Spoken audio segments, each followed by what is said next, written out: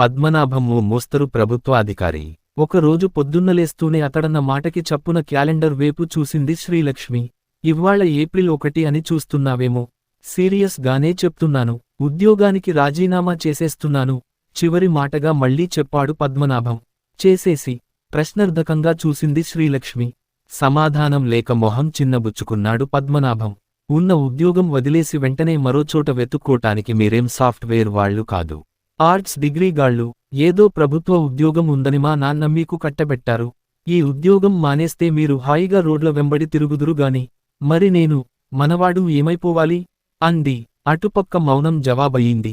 మీ వెర్రిమొర్రి ఆలోచనలు మీరును. ఉండండి, అవతల బోల్డు పనుంది. పిల్లాడిని స్కూల్కి పంపించాలి. అతడి బాధేమిటో పట్టించుకోకుండానే వెళ్ళిపోయింది శ్రీలక్ష్మి. గంట తరువాత తయారయ్యి వచ్చి నీరసంగా టిఫిన్ దగ్గర కూర్చున్నాడు పద్మనాభం. టిఫిన్ పెడుతూ అతడి వాలకం చూసి, ఏవింటి నిజంగానే అంటున్నారా? అడిగింది శ్రీలక్ష్మి. అసలు ఆదిశంకరుల వారు ఏం చెప్పారు? తన ధోరణిలో అన్నాడు పద్మనాభం. ఏ విషయంలో? తికమకగా అంది శ్రీలక్ష్మి. కంపెనీ గురించి అన్నాడు పద్మనాభం. ఆ రోజుల్లో కంపెనీలు గట్రా లేవు కదండి. మరింత తికమక పడుతూ అంది శ్రీలక్ష్మి. సత్సంగత్వే నిస్సంగత్వం అనలేదు అన్నాడు పద్మనాభం. అర్థమయ్యేట్టు చెప్పండి అంది శ్రీలక్ష్మి. ఆఫీసులో అంతా పొగరుబోతులు, లేదా లంచగొండిగాళ్లు. మొదటి రకం వాళ్లకి పని చేతకాదు కానీ మిడిసిపాటు ఎక్కువ. సెలబ్రిటీల్లాగా ఆటోగ్రాఫ్లు చేసే జీతాలు తీసుకునే రకాలు. దేనికి ఎవరి అప్రూవల్ కావాలో ఒక్కడికి కోట్ చెయ్యడం తెలీదు. ప్రజాధనం దుర్వినియోగం చెయ్యబడుతున్నా ఎవ్వడికీ లెక్కలేదు.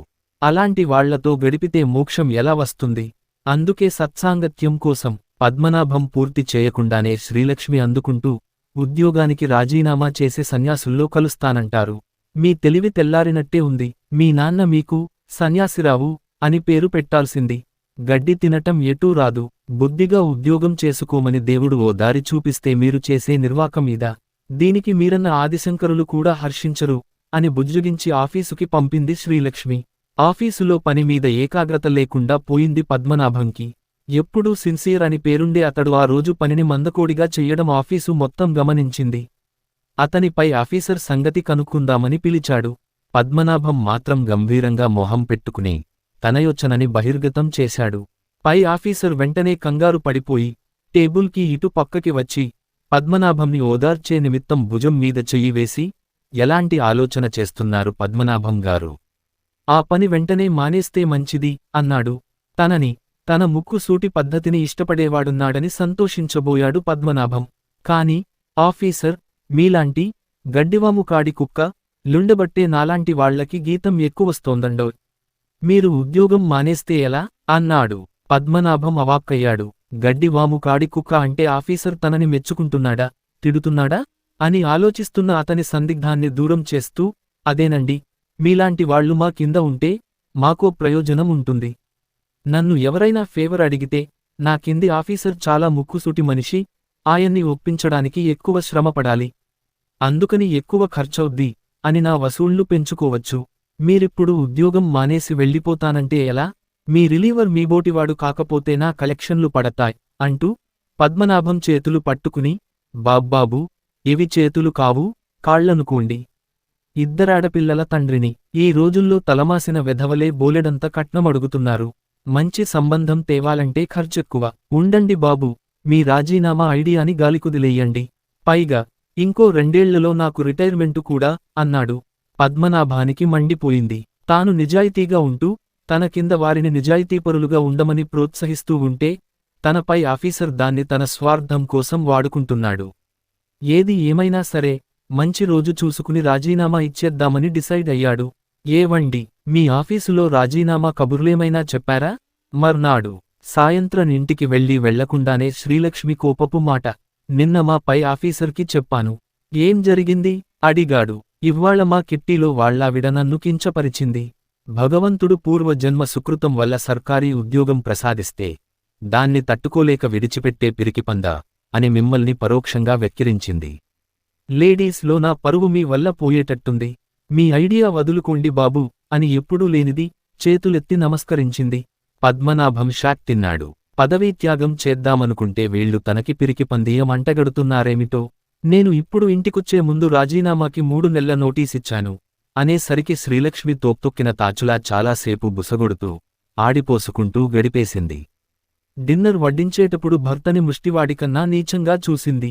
అదే సమయంలో పుండు మీద కారం జల్లినట్టు ఏదో పాటలోని చరణం, పవరు పోయాక పాలేరైనా పలకరించడురా నిన్ను అన్న మాటలు ఆలపించింది. విసుగ్గా టేబుల్ నుంచి లేచి లోపలికెళ్లాడు పద్మనాభం. ఆపై నెల పద్మనాభం ఆఫీసులో ఒకాయన రిటైర్ అయ్యారు. ఆ విందులో తరువాత విందు ఎవరిది అన్న చర్చ మొదలైంది. పద్మనాభం ఆ గుంపులో లేడు గనుక వాళ్లలో వాళ్ళు ఇంకెవరిది, మన సన్నాసిగారిది అని ఒకరంటే, హుష్, ఇటొస్తే ఈ మాట ఆయన చెవిని పడచ్చు. కాని మీరన్నది రైటే, బంగారం లాంటి ఉద్యోగం వదులుకుంటారా, అలాంటి ఆయన్ని సన్నాసి అనడమే సబబు అని మరొకరన్నారు. ఈ మాట ఆ నోట, ఈ నోట పద్మనాభం చెవిన పడ్డాయి. ఇక చూడాలి. పద్మనాభం తెగ మదన పడిపోయాడు. తను త్యాగం అనుకుని గొప్పగా ఫీలవుతున్న విషయాన్ని మిగిలిన వాళ్లు చేతకానితనంలాగా అనుకుని తనని పనికిమాలిన వాడిలా చులకన చేస్తున్నారు. ఎంతటి అవమానం! త్యాగాన్ని, దానికి కావలసిన ధైర్యాన్ని మెచ్చుకునే రోజులు కావివి. ఏది ఏమైనా తను చేయబోయిన త్యాగాన్ని అందరూ తూలనాడుతుంటే పాపం పద్మనాభం డీలా పడిపోయాడు. తను ఎందుకు ఆ త్యాగం చేస్తున్నాడో మరచిపోయి తను చేస్తున్న ఘనకార్యాన్ని ఎవరూ గుర్తించనందుకు తెగ బాధపడిపోయాడు. కంటి నిండా కునుకులేక నోటినిండా తిండి సహించక రోగిలా తయారయ్యాడు. ఇలాగే మరో నెల గడిచింది. అప్పుడే చాతుర్మాస్యం ముగించుకుని తన ఆధ్యాత్మిక గురువు బుద్బుదానంద స్వాములవారు వాళ్ల ఊరికొచ్చారు. తన గోడు చెప్పుకుందామని వెళ్లి కలిసి బోరుమన్నాడు పద్మనాభం. ఆయనంతా విని, ఓరి బాలకా, నీలో ఇంత స్వార్థం దాగుందని నేనెరుగలేదే. నువ్వు నా శిష్యుడనిపించుకునే అర్హత కోల్పోయావు అన్నారు. ముందు ఖంగుతిన్నా. వెంటనే ఆయన కాళ్లమీద పడి తన తప్పేమిటో విశదీకరించమని కోరాడు పద్మనాభం. చూడు నాయనా, నువ్వు ప్రభుత్వాధికారివి అయిన వెంటనే నీ కోసం నువ్వు నిర్ణయాలు తీసుకునే హక్కు కోల్పోతావు. ఇంతకీ నిజాయితీగానే పనిచేస్తున్నావు కదూ అని అడిగారు. సర్వజ్ఞులు, తమకు తెలియనిదేముంది అన్నాడు పద్మనాభం. స్వాములవారు కాస్సేపు ఆలోచించి, నాకు తెలుసు, నువ్వు నిజాయితీపరుడివని. నిన్ను పరీక్షించానంతే. కాని నీ విషయమే నీకు తెలియటం లేదు. నీకు దేవుడిచ్చిన తెలివితేటలు ప్రజల సేవ చేసే నిమిత్తమో పదవిని దక్కించాయి. దాన్ని వదిలేస్తే ఆ దైవాన్ని, నీ తెలివిని తిరస్కరించి, ధిక్కరించి, కించపరచినట్టే కదూ అన్నారు. ఆలోచిస్తూ తలూపాడు పద్మనాభం. రెండవ విషయానికి అవినీతి పెరిగిపోతున్న ఈ రోజుల్లో నువ్వు పదవీ త్యాగం చేస్తే ఒక నిజాయితీపరుడు పోయి ఒక లంచగొండి పదవిలోకి రావడానికి ఎక్కువ ఆస్కారం ఉంది. అందుకని నువ్వు త్యాగమే గనుక చెయ్యదలచుకుంటే నీ భావోద్వేగాలను త్యాగం చేసి ఎన్ని కష్టాలొచ్చినా బాధపడకుండా నిజాయితీని వదులుకోకుండా ఉద్యోగం చేసుకుంటూ బ్రతుకు. అదే నువ్వు లోకానికి చేసే పెద్ద త్యాగమవుతుంది అని సెలవిచ్చారు స్వాములవారు. ఇవ్విధంబుగా పదవీ త్యాగమునకు నిజమైన అర్థమును తెలుసుకున్న పద్మనాభం మరుసటి రోజే తన రాజీనామాపై రాజీపడి రాజీనామా పత్రమును ఉపసంహరించుకున్నాడు. ఇది జరిగిన 6 నెలలకి కరోనా వ్యాధి ప్రబలింది.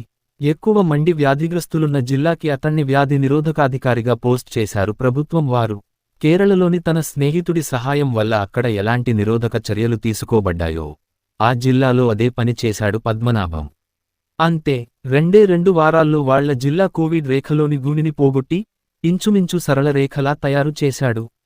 ఇంకేముంది, మరికొద్ది రోజుల్లో రాష్ట్రానికే కోవిడ్ నివారణాధికారిగా బాధ్యతలు చేపట్టాడు. ఆ మహమ్మారిని పోగొట్టేది మందుల కన్నా వ్యాధి నిరోధక శక్తి అని తనకి తెలుసు కనుక మంచి నాణ్యత ఉన్న మందులు తెప్పించి పేదలకి, శక్తిహీనులకి ఇప్పించాడు. డాక్టర్లకి మంచి పిపిఈలు కొనిపించాడు. ప్రజల్లో క్రమశిక్షణ అలవరచి సామాజిక ఎడం పాటించడంలో రాష్ట్రం ఉన్నతంగా ఉండేటట్టు చూసుకున్నాడు. 2021 సంవత్సరంలో ఉత్తమ కోవిడ్ నిరోధకాధికారి పురస్కారాన్ని రాష్ట్రపతి చేతుల మీదుగా అందుకున్నాడు. అనుకోకుండా ఓ 2 ఏళ్ల క్రితం తనకు వచ్చిన త్యాగపు ఆలోచన గుర్తొచ్చి తన ముఖం మీద చిరునవ్వు తెచ్చిపెట్టింది. గురువు గారు చెప్పిన మాటలు అప్పుడు అర్థమైనట్టున్నా దేవుడు తన ద్వారా తలపెట్టిన సత్కార్యాలకి అడ్డు తగులకూడదని గుర్తించిన పద్మనాభం ఎన్ని కష్టములెదురైనను చిరునవ్వుతోనూ నిజాయితీతోనూ ఉద్యోగమును చేయుచూ ఆనందముగా బ్రతుకనెంచి తన జన్మను సార్థకము చేసుకొనెను.